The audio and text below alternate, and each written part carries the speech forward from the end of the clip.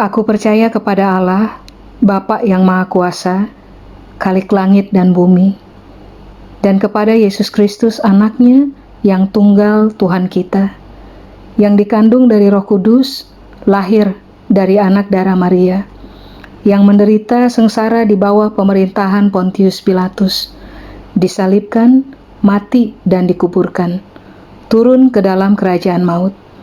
Pada hari yang ketiga bangkit pula dari antara orang mati, naik ke sorga, duduk di sebelah kanan Allah, Bapa yang Maha Kuasa. Dan dari sana ia akan datang untuk menghakimi orang yang hidup dan yang mati.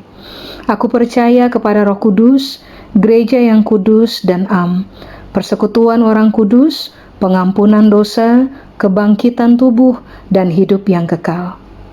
Amin.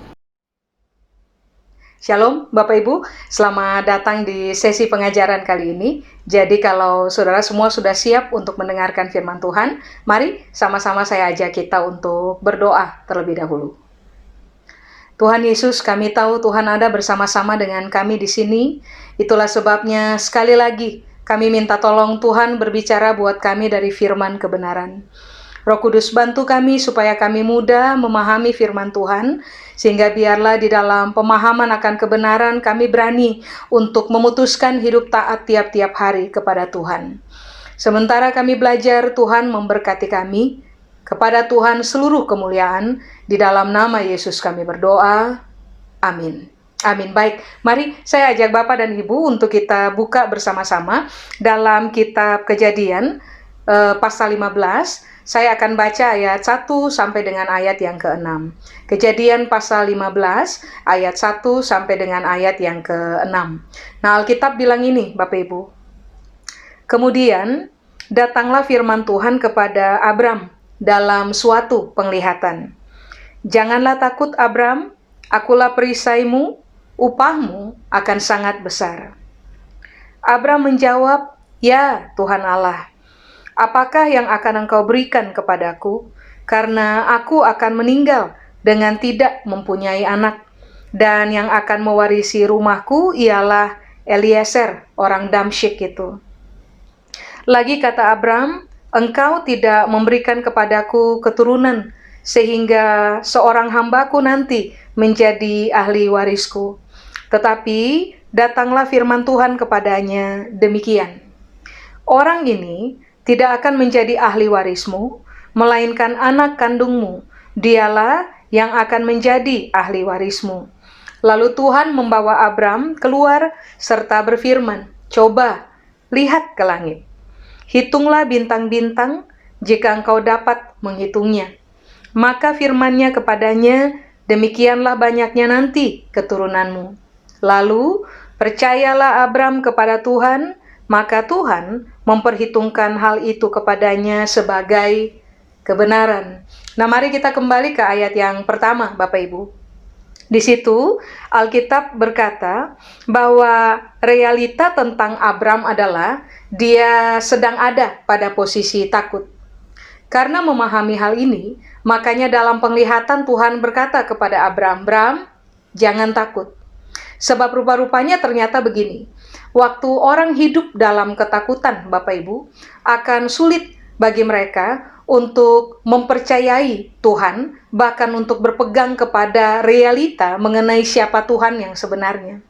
Makanya hari itu Tuhan datang kepada Abram sambil berkata, jangan takut Bram. Nah, kata takut di situ, kalau bahasa Ibrani menggunakan kata yare, Bapak Ibu. Apakah yare? Yare itu punya pengertian yang pertama adalah memberi diri dikuasai oleh rasa takut karena alasan tertentu. Nah, tentu saja dari ayat-ayat yang tadi kita baca, kita tahu bahwa alasan yang memicu takut di dalam diri Abram adalah karena dia tidak memiliki keturunan, lalu nanti dia berpikir bahwa semua yang dia punya akan dia wariskan kepada Eliezer, orang Damsyik itu. Nah, itu adalah alasan yang muncul dalam pemikiran Abraham yang menggiring dia kepada rasa takut. Makanya kenapa ini yang Tuhan bilang, Bram, jangan beri diri dikuasai oleh ketakutan gitu, oleh rasa takut, karena adanya alasan tertentu. Nah, sekarang kan ini yang perlu saudara dan saya pertimbangkan. berkaitan dengan realita kita hari ini. Adakah alasan yang karena saudara dan saya melihatnya, karena saudara dan saya mempertimbangkannya atau bahkan merenungkannya, atau mungkin juga ada alasan-alasan yang kita dengar yang pada akhirnya memicu rasa takut di dalam diri kita. Nah, pengertian dari takut yang berikutnya adalah begini, tertawan. Yare sama dengan tertawan oleh rasa takut. Jadi coba saudara perhatikan, memberi diri dikuasai, lalu memberi diri ada sebagai tawanan dari rasa takut itu sendiri karena adanya alasan-alasan yang muncul. Penting bagi saudara dan saya menemukan alasan-alasan itu supaya pada akhirnya saudara dan saya dapat menemukan bibit dari masalah ketakutannya kita. Nah, setelah kemudian Tuhan berkata kepada Abram, "Bram, jangan takut." Kalimat berikutnya ini yang Tuhan bilang, "Saya ini perisai bagi kamu, Bram." Kata perisai dalam bahasa Ibrani, Bapak Ibu, menggunakan kata magen. Magen itu arti yang pertama adalah pelindung, 2, pertahanan, 3, yang mengelilingi dengan persenjataan untuk mempertahankan. Berarti ini yang Tuhan lagi bilang, alasan apapun yang terpampang di depannya kita, yang punya potensi sangat hebat memicu takut di dalam diri kita, bahkan kita pada akhirnya memberi diri dikuasai dan tertawan oleh rasa takut itu sendiri. Nah, Tuhan kasih solusi supaya pada akhirnya saudara dan saya dan juga Abram pada waktu itu merdeka dari ketakutan. Ini yang Tuhan bilang, "Saya ini magen. Saya ini adalah pelindung. Saya adalah tempat pertahanan, dan saya secara pribadi mempertahankan kamu punya kehidupan dengan cara berdiri mengelilingi kamu menggunakan persenjataan lengkap."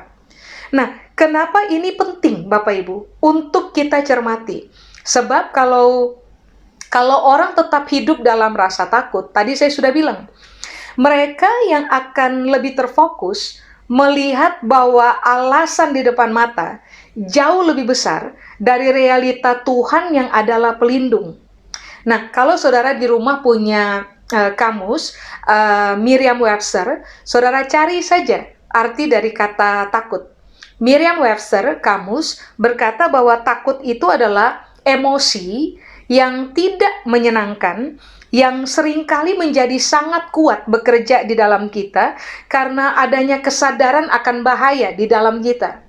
Nah, semua kita tahu, kita diciptakan oleh Tuhan dalam keunikan yang sangat hebat, sehingga kita ini sangat gampang untuk memiliki kesadaran yang kuat mengenai bahaya yang akan datang dalam hidupnya kita. Karena kita memiliki kesadaran akan bahaya yang akan datang, maka seringkali yang muncul adalah emosi yang tidak menyenangkan, yang itu tuh, yang disebut dengan kata takut. Emosi yang tidak menyenangkan, yang tambah lama menjadi semakin kuat. Karena ini adalah emosi, dan ini juga adalah emosi yang tidak menyenangkan, maka saudara dan saya harus berani mengambil keputusan bahwa saya nggak mau hidup saya dikuasai oleh emosi, atau bahkan juga ditawan oleh emosi yang tidak menyenangkan. Tahukah saudara bahwa rasa takut itu merampas damai sejahtera? Rasa takut juga menciutkan keberanian di dalam diri kita. Rasa takut adalah penghambat terbesar bagi saudara dan saya untuk mempercayai realita Tuhan yang jauh lebih besar dibanding dengan alasan-alasan apapun yang sebenarnya kita takutkan dalam hidup. Makanya hari itu Tuhan menegaskan kepada Abraham, "Saya ini pertahanan bagi kamu. Saya ini pelindung bagi kamu. Kamu punya hidup akan saya pertahankan karena saya akan mengelilingi kamu dengan persenjataan lengkap." Sudah? Nah, coba lihat ayat 2. Waktu Tuhan memperkenalkan realita mengenai siapa dirinya yang adalah perisai, Abram lalu bilang kepada Tuhan kalimat ini, "Ya Tuhan Allah." Menarik Pak Ibu. Kata Allah di situ menggunakan kata Adonai. Adonai pengertian yang pertama adalah penguasa, yaitu pribadi yang memegang kendali, pribadi yang punya kedaulatan karena dia adalah penguasa. Nah, pengertian yang kedua tentang kata Adonai adalah Tuan atau pemilik yang terhormat. Dari kalimat ini saja kita tahu betul bahwa pada momen kejadian ini terjadi, Abraham sebenarnya bukan pribadi yang asing tentang Tuhan. Dia adalah pribadi yang sudah mengenal Tuhan. Buktinya adalah dia memanggil Tuhan dengan kata Adonai. Dia tahu betul bahwa yang sedang berbicara dengan dia adalah pribadi yang berkuasa, yang memegang kendali atas segala sesuatu. Pribadi yang karena kekuasaannya, makanya dia tampil dalam seluruh kedaulatan. Tapi Abraham juga bilang, engkau adalah Tuan bagi saya yang saya hormati, engkau adalah owner, pemilik atas hidup saya yang saya hormati. Setelah keluarkan itu kalimat, Abram berkata kepada Tuhan, saya ini akan meninggal, tapi dalam posisi saya nggak punya anak. Lalu nanti warisan saya akan jatuh pada Eliezer, orang Damsyik itu. Kemudian di ayat 4, ini yang Tuhan bicarakan. Orang ini tidak akan menjadi ahli warismu, melainkan anak kandungmu, dialah yang akan menjadi ahli warismu. Saudara perhatikan ayat 4. Di ayat 4, Alkitab berkata, tetapi datanglah firman Tuhan kepadanya. Mari. Kata firman di situ, bahasa Ibrani menggunakan kata dabar. Dabar adalah begini, Bapak Ibu. Perkataan yang diucapkan tetapi dititik beratkan kepada hubungan yang akrab. Jadi Alkitab lagi bilang, waktu Tuhan berfirman, waktu Tuhan mengeluarkan perkataan, Tuhan sedang mengeluarkan perkataan kepada satu pribadi, which is Abram, yang ternyata memiliki hubungan yang akrab dengan Tuhan. Makanya tadi saya bilang, waktu Abram ada pada posisi itu, Abram bukannya orang yang tidak kenal Tuhan. Abram tahu betul siapa Tuhan karena dia memanggil Tuhan dengan kata Adonai. Tapi berikutnya, ini yang Alkitab bilang, waktu Tuhan membalas perkataan Abraham, Tuhan membalas perkataan Abraham dalam posisi bahwa mereka sedang bercakap-cakap karena telah memiliki hubungan yang akrab. Nah, itu arti dari kata firman atau dabar. Pengertian yang lain dari kata firman atau dabar, yang kedua adalah pernyataan, ketiga adalah jawaban, keempat adalah janji. Jadi waktu Tuhan mengeluarkan firman, Alkitab lagi bilang, dia berkata-kata, dia mengeluarkan pernyataan, dia memberikan jawaban, bahkan dia memberikan janji kepada orang yang telah memiliki hubungan yang akrab dengan dia. Nah, ini dulu yang saudara dan saya perlu cermati. Bahwa ternyata untuk orang-orang yang telah mengenal Tuhan, bahkan ternyata untuk orang-orang yang telah memiliki hubungan yang akrab dengan Tuhan, rasa takut itu akan tetap ada, Bapak Ibu. Karena itu yang tadi saya bilang, kita tiap hari melihat banyak hal. Kita tiap hari mendengar banyak hal. Kita juga tiap hari mengalami banyak hal. Alasan-alasan yang kita lihat, kita dengar, kita alami itu adalah alasan-alasan yang sangat alamiah, yang bisa memicu rasa takut di dalam kita, emosi yang tidak menyenangkan di dalam diri kita. Tetapi mengertilah bahwa sangat penting bagi saudara dan saya, karena kita masih darah dan daging, berhadapan dengan apa saja rasa takut bisa datang untuk kepentingan menawan kita. Tadi Alkitab bilang, jangan beri diri dikuasai oleh rasa takut. Saudara dan saya harus berbalik kepada realita mengenai siapa Tuhan. Satu, dia adalah perisai. Dua, dia adalah Adonai. Tapi yang ketiga, dia adalah Tuhan yang berfirman. Dia adalah pribadi yang akrab dengan kita. Dia akan menyatakan perkataan, pernyataan, jawaban, bahkan janjinya buat kita. Nah, sekarang coba saudara cermati ayat 4. Alkitab bilang firman Tuhan. Tadinya Abraham memanggil Tuhan dengan kata Adonai. Tetapi di ayat 4 firman Tuhan, kata Tuhan di situ bahasa Ibrani menggunakan kata YHWH, Bapak Ibu. YHWH pengertian yang pertama adalah Tuhan yang eksis dan akan berdiri menemani sampai kepada kekekalan. Jadi hari itu waktu Tuhan mengeluarkan firman kepada Abram yang telah bergaul karib dengannya, Tuhan lagi berkata kepada Abram bahwa Abram, gak usah takut, sebab saya perisai, tapi saya juga Abram adalah YHWH, pribadi yang akan eksis dalam kamu punya hidup, menemani kamu sampai kepada kekekalan. Eksistensi Tuhan dalam kehidupan kita, Pak, Ibu, tidak hanya terjadi di masa lampau, tidak juga terjadi di waktu sekarang, tetapi waktu Tuhan eksis dalam kehidupan saudara dan saya, Dia akan eksis untuk kepentingan menemani kita sampai kepada kekekalan.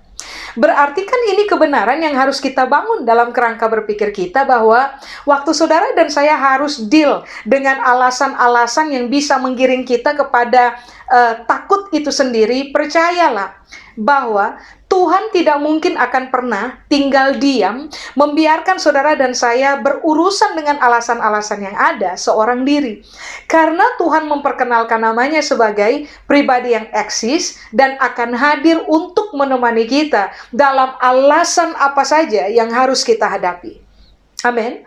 Nah, yang kedua, Tuhan atau YHWH, Alkitab bilang artinya adalah Tuhan yang memiliki empati dan Tuhan yang juga memiliki komitmen atau berkomitmen untuk menyelesaikan apa saja yang saudara dan saya tidak bisa selesaikan karena kita terbatas dalam segala hal.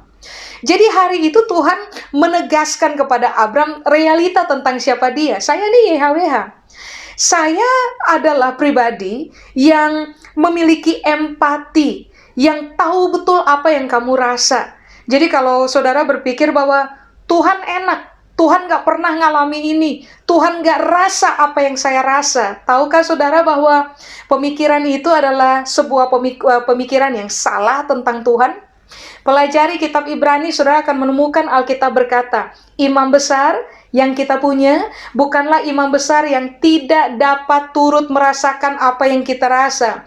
Imam besar yang kita punya adalah imam besar yang telah melintasi langit, yang tahu betul bagaimana menjadi manusia, yang tahu betul rasa yang berkembang di dalam diri sebagai manusia, yang tahu betul proses dan pertempuran demi pertempuran yang harus dihadapi oleh manusia. Dia adalah imam besar yang punya empati karena dia pernah ada pada posisi apapun yang saudara dan saya sedang berjejak di atasnya. Makanya waktu Abraham menyampaikan alasan mengapa dia takut, Tuhan berkata, saya ini adalah pribadi, adalah Tuhan yang punya empati, Bram.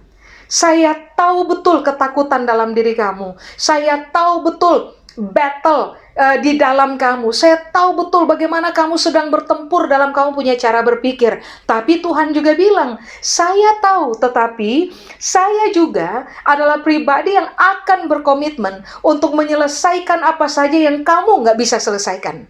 Saudara bayangkan, memiliki anak, Abram dan Sarah, tidak mungkin terjadi karena Abram yang mengambil keputusan untuk langsung punya anak.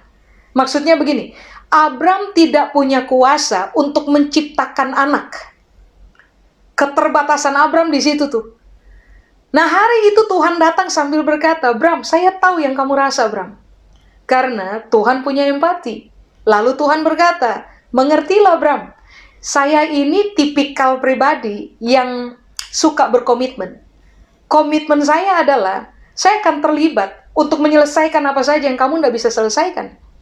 Kamu nggak bisa menciptakan anak, Sarah nggak bisa hamil, tapi saya adalah pribadi yang bisa selesaikan kamu punya masalah. Makanya waktu kamu berhadapan dengan alasan-alasan yang ada, yang nantinya bisa menggiring kamu terjebak kepada realita dari ketakutan itu sendiri, kamu menjadi tawanan dari ketakutan, makanya Tuhan bilang, tenang Bram, bahasa saya. Ini yang Tuhan bilang, Bram, solusi ada. Saya paham apa yang kamu alami, saya komit selesaikan yang kamu tidak bisa selesaikan. Coba, mari kita refleksi ulang kepada diri kita hari ini, Bapak Ibu. Alasan apa yang membuat saudara dan saya, sekalipun kita sudah kenal Tuhan, kita tahu bahwa Tuhan itu penguasa, kita tahu Tuhan itu punya kendali atas segala hal, kita juga tahu bahwa Dia berdaulat, Kita juga tahu bahwa Dia adalah Tuhan atas segala sesuatu. Dia juga adalah owner atas kehidupan kita. Kita bergaul akrab dengan Dia. Tapi ada alasan-alasan yang menggiring kita kepada ketakutan. Baiklah, ketakutan-ketakutan yang mulai berbicara, mendominasi isi berpikir kita, saudara dan saya perlu mengkomunikasikannya kepada Tuhan. Tuhan, ketakutan saya alasannya adalah ini. Lalu, naiklah kepada level pemahaman berikutnya.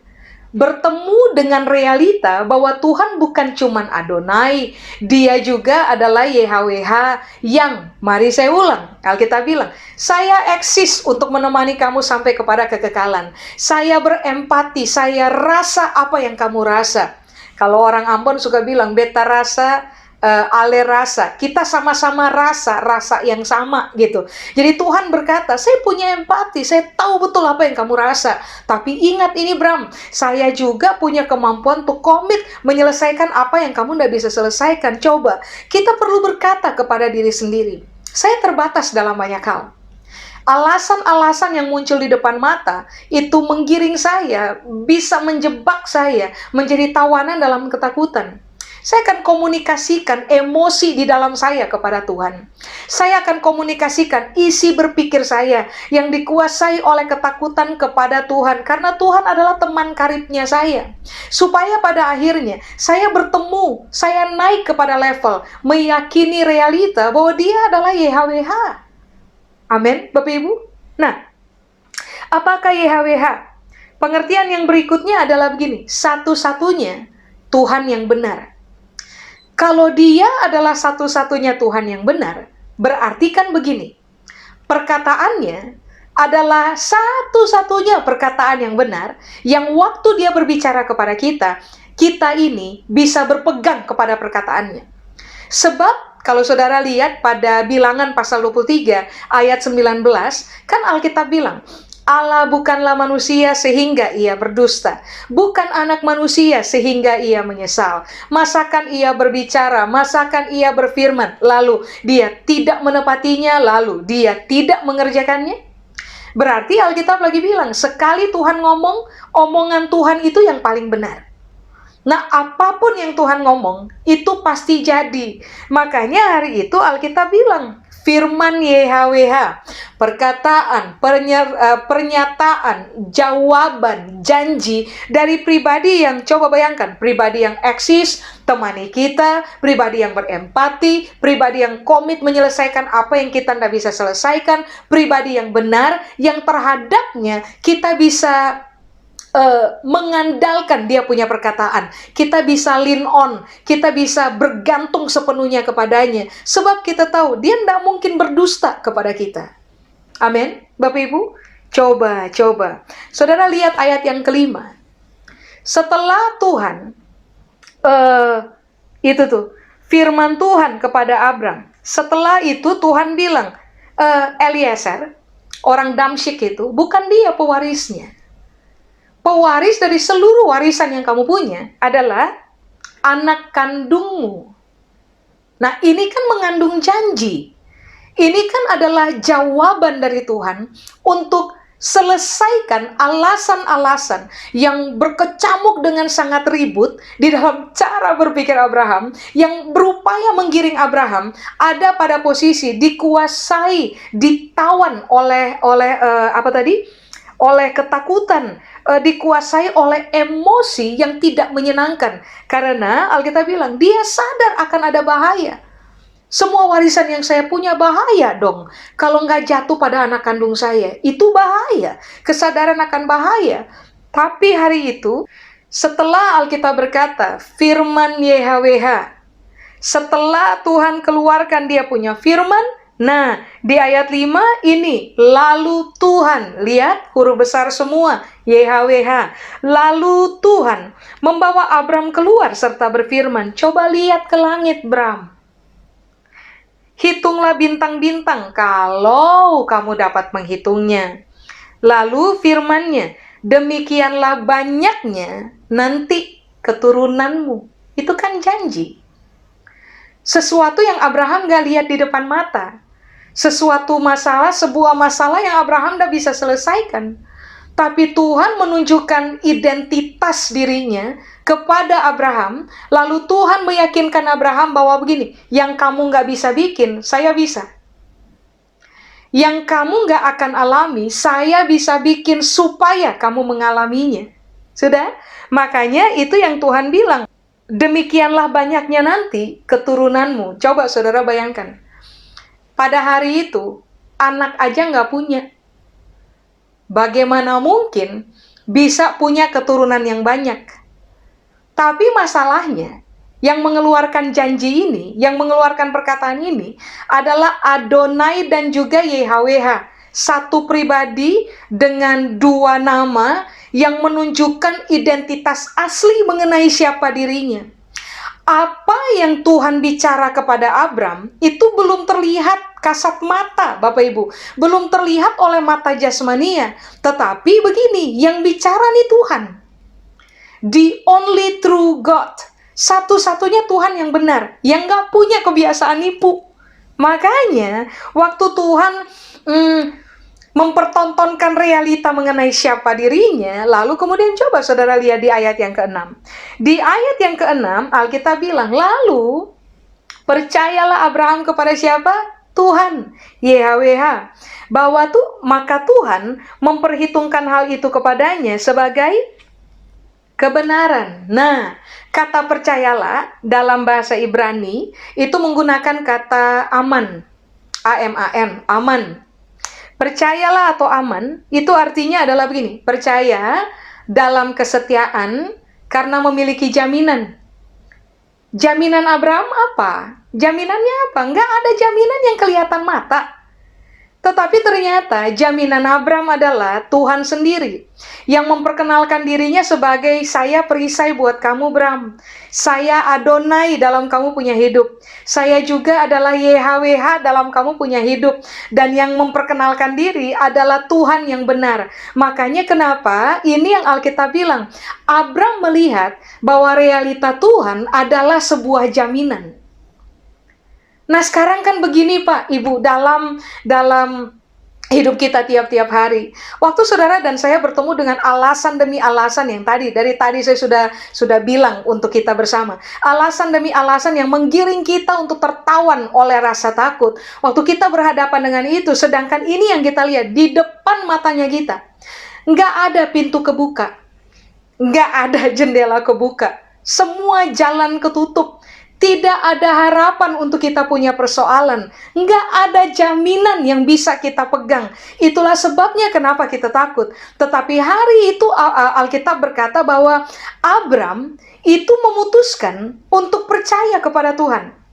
Karena dia punya jaminan. Jaminannya adalah ulang. Tuhan itu perisai. Tuhan adalah Adonai.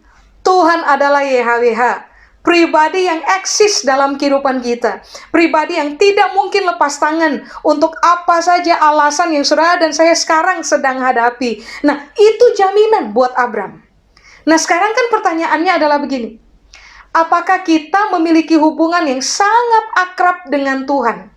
Di dalam pengenalan kita akan Tuhan yang tambah lama, tambah dalam. Lalu kita akhirnya bertemu dengan realita. Tuhan perisai, dia Adonai, dia YHWH.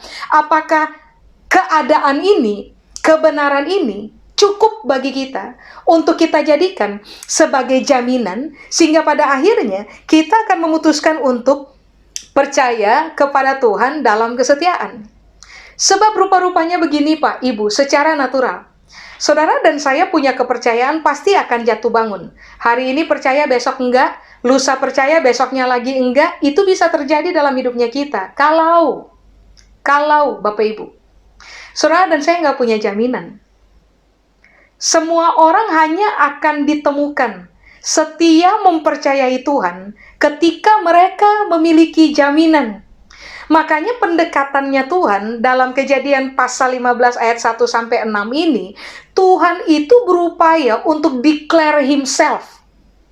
Jadi, menyatakan mengenai siapa dirinya. Sebab begini Bapak Ibu, apa coba yang bisa dipegang dalam hidup ini? Selain dua hal saja. Satu Tuhan dan dua perkataannya. Tuhan dan juga firman-Nya yang terus-menerus Tuhan berupaya sampaikan untuk kehidupan saudara dan saya tiap-tiap waktu.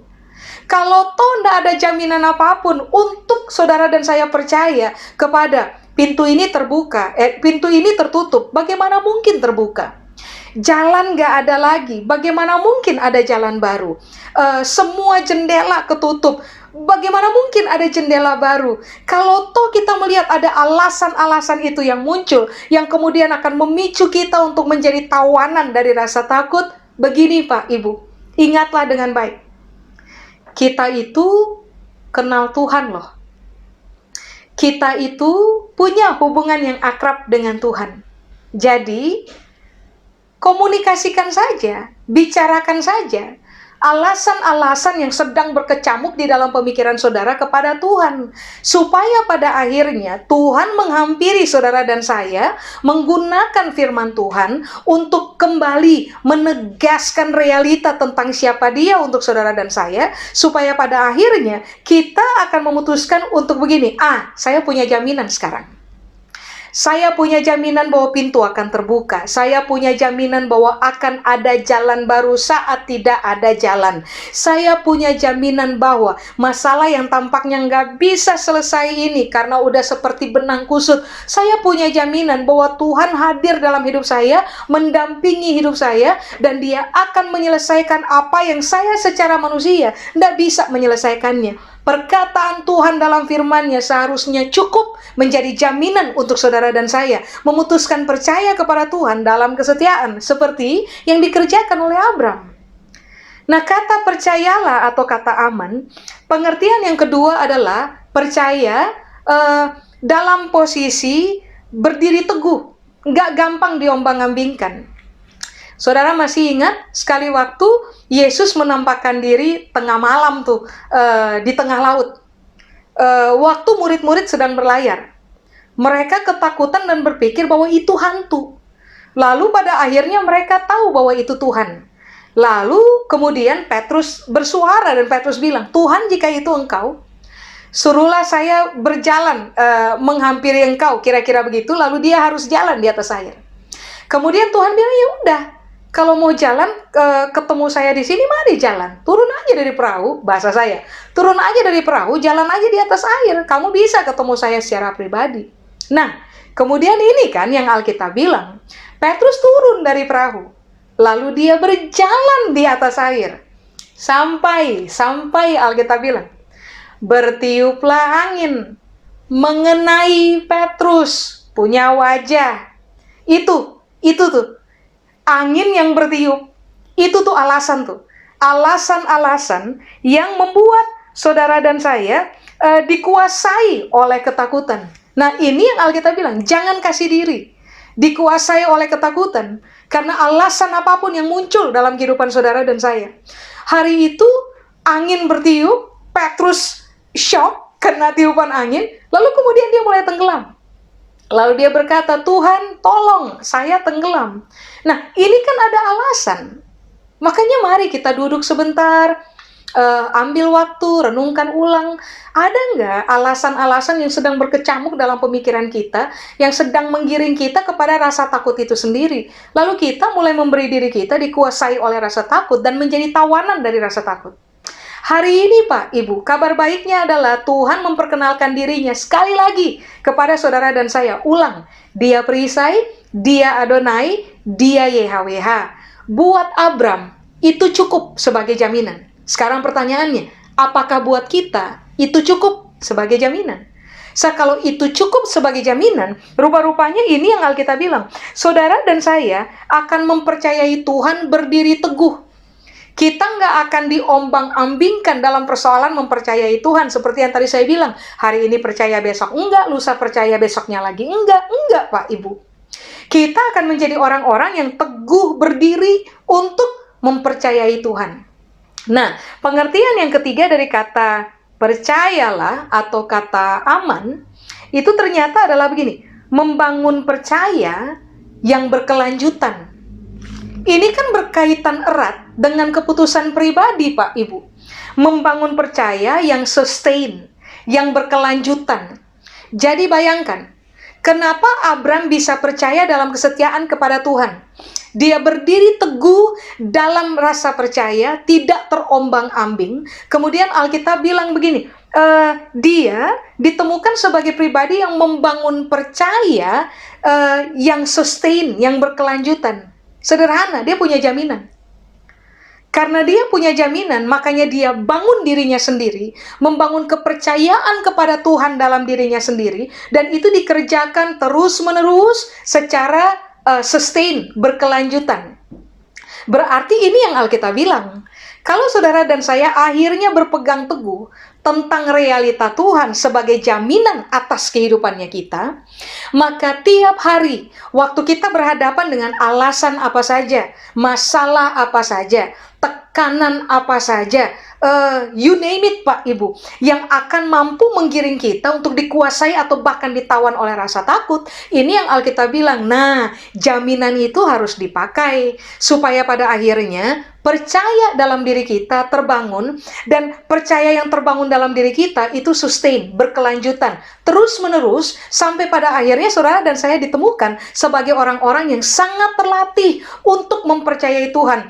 Waktu kita berhadapan dengan musim apa saja, waktu kita berhadapan dengan alasan apa saja yang kita lihat di depan mata, yang kita dengar dengan telinga, yang kita alami dalam proses hidup. Amin. Nah, apa yang Abraham lakukan ini, percayalah Abraham kepada Tuhan. Ternyata ini yang Tuhan bilang, ini yang Alkitab bilang. Tuhan memperhitungkan tindakan itu sebagai sebuah kebenaran. Kata kebenaran di situ Ibrani bilang sedaka. Sedaka itu artinya adalah sebuah kemurnian. Jadi, waktu Abraham memutuskan untuk begini, Tuhan, saya menjadikan Engkau sebagai jaminan buat saya. Jaminan yang akan membuat saya percaya dalam kesetiaan. Saya akan berdiri teguh dan tidak gampang diombang-ambingkan. Saya akan membangun percaya di dalam saya secara sustain. Nah, ini yang Tuhan bilang, ini kemurnian dari seorang pengikut Kristus yang sejati. Ini adalah sebuah kemurnian dari orang yang bergaul akrab dengan Tuhan. Ini adalah sebuah kemurnian dari orang yang beriman kepada Tuhan. Nah, Tuhan hitung itu Pak Ibu. Baiklah dalam proses kita mengiring Tuhan, pada akhirnya Tuhan menemukan bahwa kita itu betul-betul murni pengikut Kristus. Betul-betul murni orang yang punya hubungan akrab dengan Tuhan. Orang yang betul-betul murni beriman kepada Tuhan. Nah, kata kebenaran atau sedaka, itu artinya adalah kelakuan dan karakter yang benar. Berarti kalau saudara bertanya, menurut Tuhan kira-kira kelakuan yang mana yang benar? Menurut Tuhan kira-kira karakter mana yang benar, yang harusnya ada dalam hidup saya? Itu tuh Alkitab bilang, percaya sama Tuhan. Ulang. Mempercayai Tuhan dalam kesetiaan karena tahu Tuhan jaminan buat kita. Mempercayai Tuhan dalam keteguhan hati. Lalu, tiap hari kita bangun diri sendiri untuk percaya kepada Tuhan secara sustain. Buat Tuhan, itu tindakan benar. Itu kelakuan benar. Itu karakter benar. Karakter dari kemurnian seorang pengikut Kristus yang Tuhan mau temukan di dalam diri kita. Pengertian yang terakhir dari kata kebenaran atau sedaka, ini yang Alkitab bilang, itu adalah kebenaran yang objektif. Kebenaran yang tidak ekstrim, kebenaran yang tidak berat sebelah, atau kebenaran yang tidak subjektif, yang cuma dipengaruhi oleh perasaan aja. Enggak. Ini adalah kebenaran objektif karena begini, kita memahami siapa Tuhan. Pikiran kita menyetujui realita tentang siapa Tuhan. Ulang, dia perisai, dia Adonai, dia YHWH. Pikiran kita menyetujui kebenaran itu yang membuat sehingga pada akhirnya pikiran kita menjadi sangat objektif. Ingat, Merriam-Webster tadi bilang bahwa takut adalah emosi. Emosi yang tidak menyenangkan. Coba. Nah, kalau orang dikuasai oleh emosi semata, didrive oleh emosi semata, maka saudara dan saya akan lebih condong menilai segala sesuatu subjektif. Makanya kenapa Alkitab mengajarkan kita, tadi kan firman Tuhan datang, Tuhan berkata-kata, Tuhan memberikan pernyataan, Tuhan memberikan janji, Tuhan memberikan jawaban kepada kita untuk mengatasi takut di dalam kita. Supaya pada akhirnya saudara dan saya akan ditemukan oleh Tuhan sebagai pribadi-pribadi yang Pak, Ibu, sangat objektif. Mempercayai Tuhan dalam objektivitas. Kita membiarkan pikiran kita dikuasai oleh kebenaran yang objektif. Kita nggak membiarkan perasaan kuasai kita, tetapi kita membiarkan firman Tuhan kuasai cara kita berpikir, menggiring kita kepada objektivitas, sehingga pada akhirnya ketika yang tadi saya bilang, ketika pintu ketutup, tapi Tuhan bilang bahwa pintunya bakal kebuka, yang kita pegang adalah Tuhan bilang pintu kebuka kok. Itu tanda kita sedang bergerak dalam kebenaran objektif. Kita berpegang bahwa orang yang punya bumi, penguasa dari alam semesta, yang punya hidup, yang memegang kendali atas segala sesuatu, yang bilang sama saya, kok pintunya bakal kebuka? Karena dia yang bilang, maka pikiran saya akan menjadi pikiran yang menyetujui kebenaran objektif. Supaya pada akhirnya saudara dan saya akan menjadi orang-orang yang itu tadi tuh, gampang mempercayai Tuhan di dalam kesetiaan karena kita punya jaminan. Kita menjadi orang-orang yang Pak, Ibu, mempercayai Tuhan tuh teguh, nggak bisa diombang-ambing lagi. Lalu kita akan punya kebiasaan bangun terus.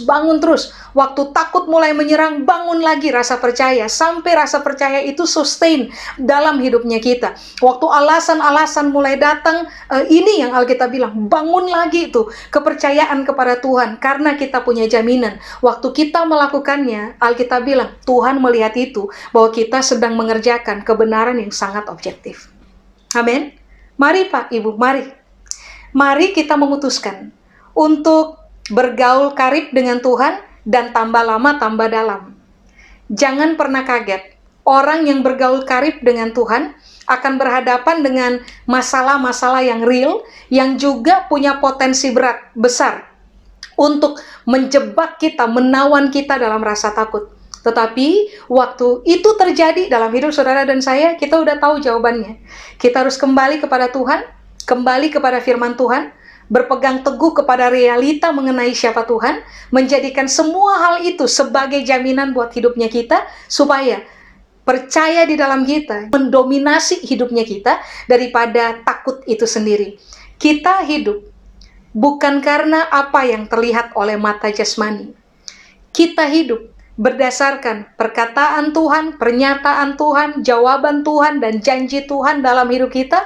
Dan semua yang Dia katakan buat hidup kita akan terlaksana. Sebab Dia adalah the only one, satu-satunya Tuhan yang benar yang bisa diandalkan. Amin, Bapak Ibu. Saya selesai. Mari kita berdoa. Saya berdoa, Tuhan, hari ini buat kami semua. Waktu kami hari ini harus diperhadapkan dengan alasan demi alasan yang muncul di permukaan, yang berupaya menggiring kami menjadi tawanan ketakutan. Kiranya hari ini kami mengalami perjumpaan sekali lagi dengan Tuhan dan firman.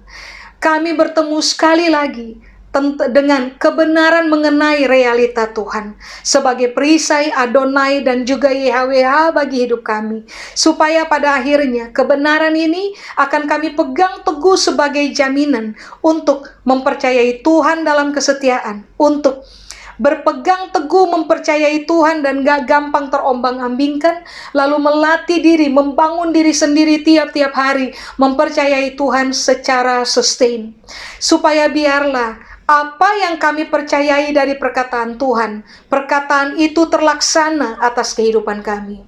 Karena kami mempercayai Tuhan, maka Tuhan menghitung kelakuan kami, karakter kami, tindakan kami sebagai sesuatu yang benar, kebenaran objektif, kemurnian yang Tuhan bisa temukan di dalam kami sebagai pengikut-pengikut Kristus.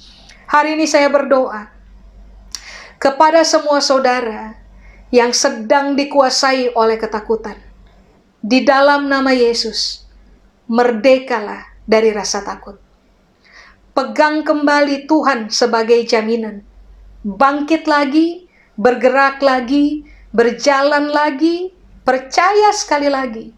Apapun yang saudara pegang tentang Tuhan sebagai jaminan, tidak mungkin akan mengecewakan saudara dalam kehidupan.